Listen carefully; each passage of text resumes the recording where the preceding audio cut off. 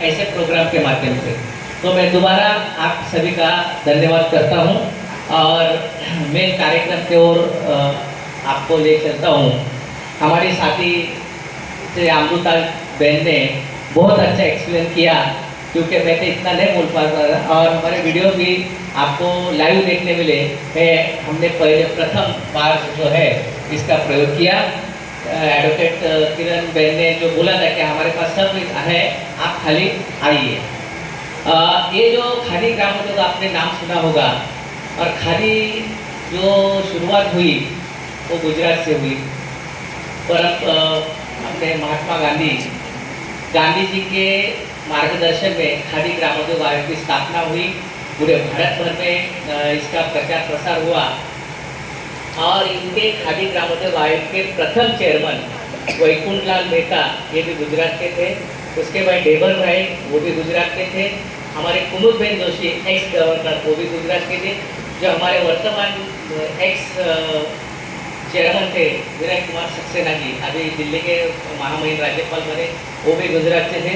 तो खादी ग्रामोद्योग आयोग का बहुत बड़ा सहयोग गुजरात प्रांत से है और ये आगे सिलसिला जारी रहेगा।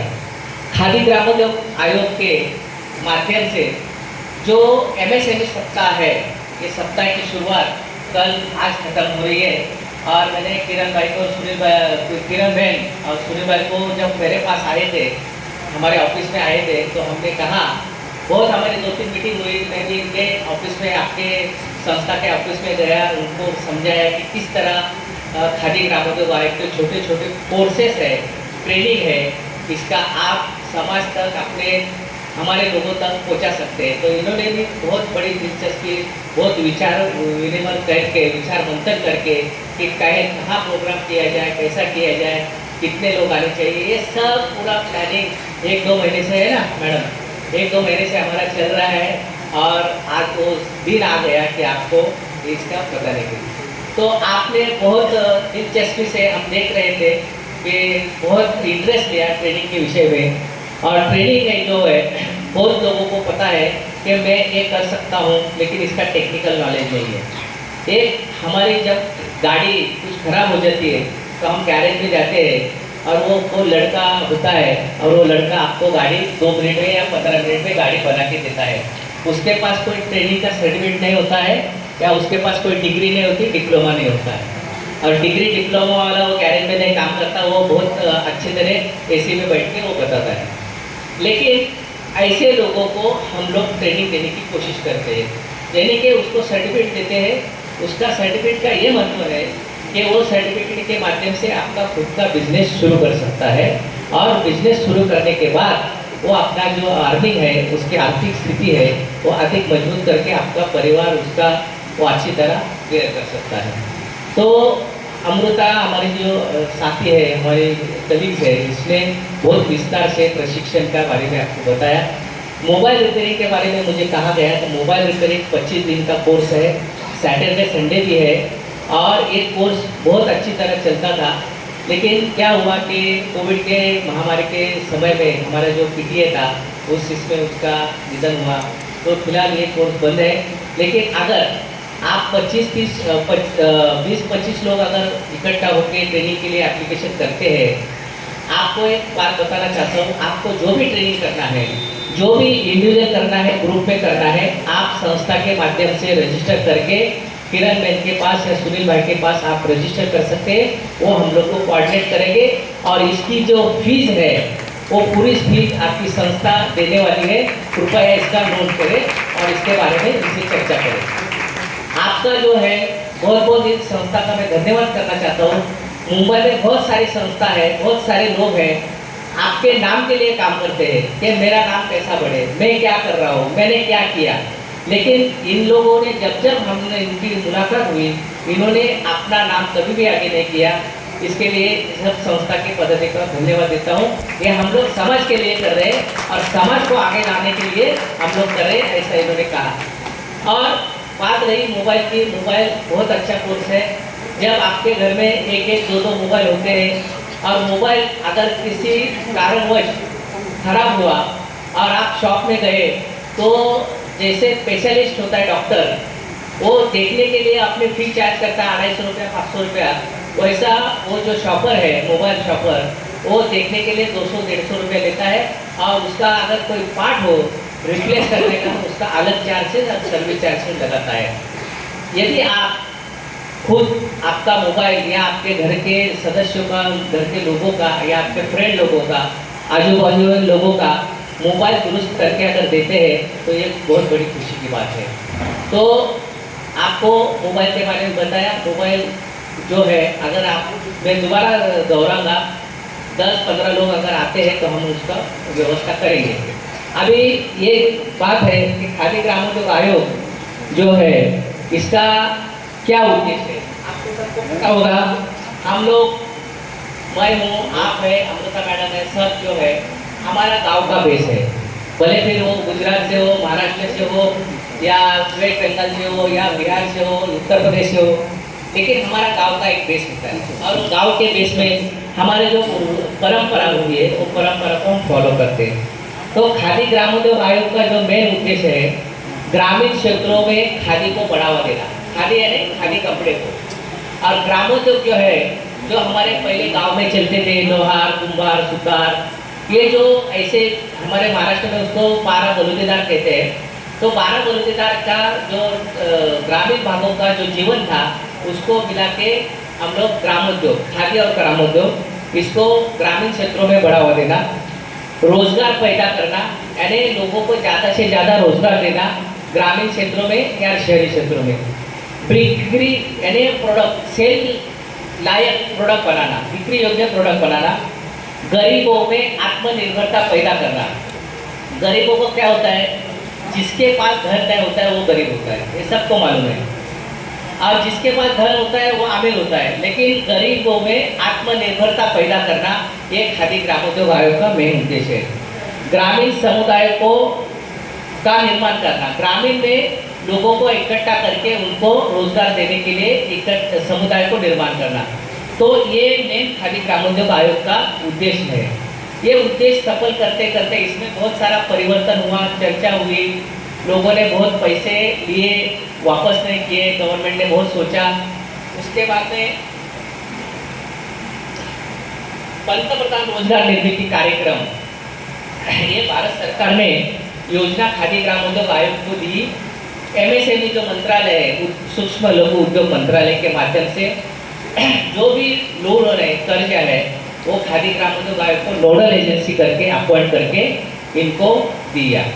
आपने ट्रेनिंग किया, आपको लगा मैंने तो ट्रेनिंग किया, आपने सर्टिफिकेट, ये जो हम आपको ट्रेनिंग देते हैं, तो इस प्रकार का हमारा भारत सरकार का प्रशिक्षण प्रमाण पत्र मिलता है। लेकिन ये जो सर्टिफिकेट है ये 31 मार्च तक ही वैलिड था। अभी इसमें नया प्रोसेस करके हमने दूसरा, भारत सरकार के आदेश अनुसार 1 अप्रैल से दूसरा सर्टिफिकेट बनाया है, दूसरा सर्टिफिकेट हम देने वाले हैं। तो ये सर्टिफिकेट क्या महत्व रखता है, तो आपको सर्टिफिकेट लेने के बाद आपको ऐसा लगा कि मैंने सर्टिफिकेट लिया, अभी मुझे ये करना है, मुझे बिजनेस करना है, तो उसके लिए पैसा चाहिए। तो पैसा क्या चाहिए, पैसा कहाँ से लाएंगे? तो खादी ग्रामोद्योग ऐसी एक व्यवस्था है, ऐसा एक भारत सरकार का मंत्रालय भाग है, अनुभाग है, जिसमें ट्रेनिंग, फंडिंग और मार्केटिंग तीनों जो है बातें वो एक ही जगह आपको मिलेगी। और भी मंत्रालय है, लेकिन वो मंत्रालय जरा हाई लेवल की बात सोचते हैं, और खादी ग्रामोद्योग आयोग गाँव के लोगों को, गरीबों के लोगों की बात करता है। तो ये PMGP, prime minister employment generation programme के माध्यम से अभी 1 तारीख से ये जो है 50 लाख तक आपको कर्जे की व्यवस्था की गई है भारत सरकार MSME के द्वारा। आप प्रोडक्शन के लिए जो प्रोडक्शन एक्टिविटी है, उत्पादन जो करने वाले जो उद्योग है, उनके लिए 50 लाख तक की व्यवस्था बैंक के माध्यम से की गई है।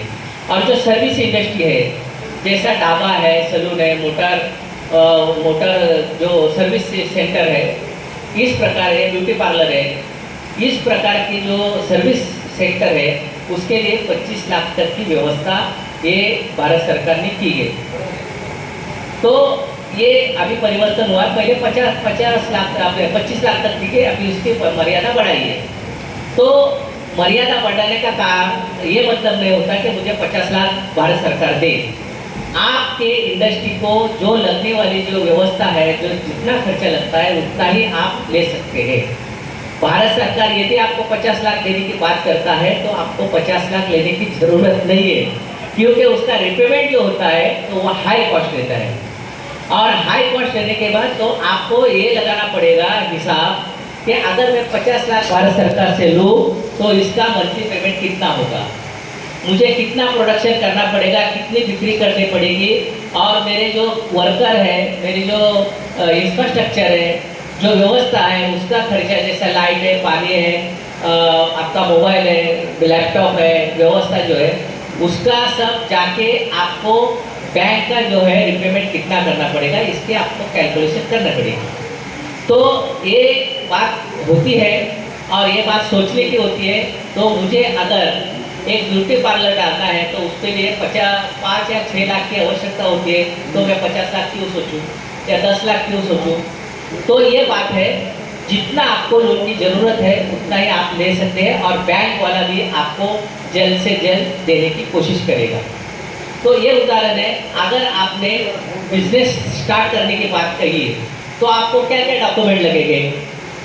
पहला तो आपको जिस बिजनेस को लगाना है या शुरू करना है उसका टेक्निकल नॉलेज क्या है, आपके पास सर्टिफिकेट है, आपका एजुकेशनल क्या है, एजुकेशन कितना है उसका होना चाहिए। आप जिस जगह इंडस्ट्री लगाने वाले हैं वो जगह क्या आपकी खुद की है या लिव लाइसेंस पे है या किसी ने आपको डोनेट की है, इसका प्रमाण देना पड़ेगा। आपको जो मशीनरी लगने वाली है उसका कोटेशन लेना पड़ेगा, उसका जो जीएसटी नंबर लेना पड़ेगा। आपको उस इंडस्ट्री के रॉ मटेरियल लगेगा तो वो कितना लगेगा, उसकी कॉस्ट क्या है, ये सब आपको ये सब देना पड़ेगा। उसके लिए गवर्नमेंट के क्या क्या लाइसेंस लगते हैं ये जो है आपको सर्च करना पड़ेगा। हमारी सब आप ध्यान से सुनिए और लिखिए। हमारी एक वेबसाइट है KVIC PAVGP online application, KVIC PAVGP online application. मैं दोबारा बोलता हूँ, KVIC PMEGP prime minister employment generation scheme online application. ये अगर सर्च करते हैं तो एक साइड में आपको एक फॉर्म आता है और एक साइड में लिस्ट ऑफ डॉक्यूमेंट आता है। उसके लिए आपका आधार कार्ड जरूरी है, आपका पैन कार्ड की ज़रूरत नहीं है, लेकिन रहेगा तो बहुत अच्छा है। आपका रेसिडेंशियल पूरा हुआ आधार कार्ड में होता है, लेकिन एक उद्यमी आधार कार्ड भी होता है। आपको आप सब बिजनेस वाले हैं ऐसा मैं मानता हूँ, और जो बिजनेस करता है तो उसके लिए उद्योग आधार कार्ड बहुत ज़रूरी होता है, और इसके लिए भी बहुत आवश्यकता होता है।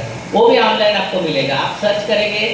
आप दुनिया की कौन सी भी ऐसी चीज़ नहीं है कि गूगल से नहीं मिल सकती, तो मिल सकती है, लेकिन उसके लिए कोशिश करना जरूरी है। तो लिस्ट ऑफ डॉक्यूमेंट और वो फॉर्म जो है आपको फिलअप करना है, उसके लिए एक प्रोजेक्ट रिपोर्ट बनाना है, और ये सब जो आपको आवश्यक जो डॉक्यूमेंट है वो और आपका फॉर्म फिलअप करेंगे तो जो आप सक्सेसफुली आप अपलोड करते हैं वो फॉर्म